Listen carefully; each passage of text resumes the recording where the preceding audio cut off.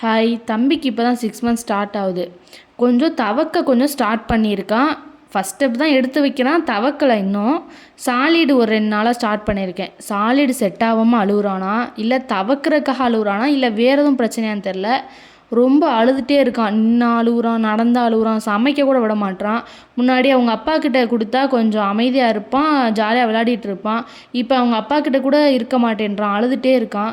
Maximum அவங்க அப்பா இருக்கும் போதே எல்லா வேலையுமே முடிச்சிருவேன். அவங்க அப்பா இல்லாட்டி இவனை வச்சுட்டு என்னால் சமாளிக்க முடியாது. காலையில் பிரேக்ஃபாஸ்ட்டுக்கு ஃபாஸ்டிங் விட்டாச்சு, சமைக்கலை, லேட்டாக தான் எழுந்தோம். லஞ்சுக்கு என்ன பண்ணலான்னா, நேற்று முட்டை ஆஃப் ஆயில் ஒன்று ஆம்லேட் ஒன்று போட்டிருந்தேன்னா, நாங்கள் ஆஃப் ஆயில் ஆம்லேட் அந்த மாதிரினா ஜீரகம் கொஞ்சம் சேர்த்துக்குவோம். அதனால் ஜீரகத்தையும் மிளகையும் மிக்சியில் அடித்து வச்சுருந்தேன். அது கூட தக்காளி, வெள்ளைப்பூடு, மற்ற எசன்ஸ்லாம் சேர்த்து ரசத்துக்கு ரெடி பண்ணிட்டேன். ரசமும் பருப்பும் காம்பினேஷன் சாப்பிட்டு ரொம்ப நாளாச்சுங்க, நல்லா சூப்பராக இருக்கும். அதுக்கப்புறம் பருப்பு கடைஞ்சி லஞ்சுக்கு சாதம் வச்சு முடிச்சாச்சு. நாளைக்கிட்டே எப்படி போப்போன்னு தெரியல. முன்னாடி கனவுகளை சுமந்துட்டுருக்க நானும் ஒரு மிடில் கிளாஸ் பொண்ணு தான்.